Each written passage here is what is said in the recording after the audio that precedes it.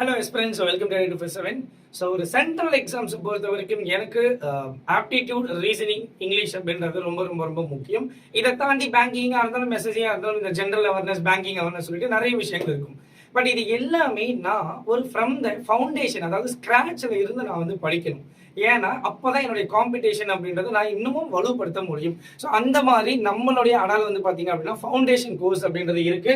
So SSC பொறுத்த வரைக்கும் already ஒரு பேட்ச் முடிஞ்சு. ஸோ இது எஸ்எஸ்சி மேன்மை 2.1 சொல்லக்கூடிய ஒரு பேட்ச் அண்ட் உறுதி. ஸோ ஒரு சூப்பரான ஒரு பேட்ச். அதாவது என்ன ப்ரிலிம்ஸ்ல இருந்து இன்டர்வியூ வரைக்கும் இருக்கக்கூடிய கம்ப்ளீட் கைடன்ஸ் இருக்கக்கூடிய ஒரு பேட்ச். ஸோ இந்த ஃபவுண்டேஷன் பேட்சை நீங்க இந்த ஒரு சேல்ல என்ன பண்ணிக்கலாம் அப்படின்னா ஜாயின் பண்ணிக்கொள்ளலாம். ஸோ உங்களுக்கு ப்ரைஸும் சரி, டபுள் வேலிடிட்டியும் இருக்கு. சரிங்களா? ஸோ இந்த கோடு இல்லாம நம்மளுடைய கோடு Y1029 அப்படின்ற கோட் யூஸ் பண்ணி நீங்க என்ன பண்ணிக்கோங்க, மறக்காம ஜாயின் பண்ணிக்கோங்க. இந்த பேட்சோட லிங்க் அப்படின்றத நான் டிஸ்கிரிப்ஷன்ல கொடுக்குறேன். எஸ், ஸோ கமெண்ட் செக்ஷன்லயும் கொடுத்துருக்கேன். உங்களுடைய டவுட்ஸ் அப்படின்றது நீங்க கமெண்ட்லயும் கேட்டு தெரிஞ்சுக்கோங்க. சரிங்களா?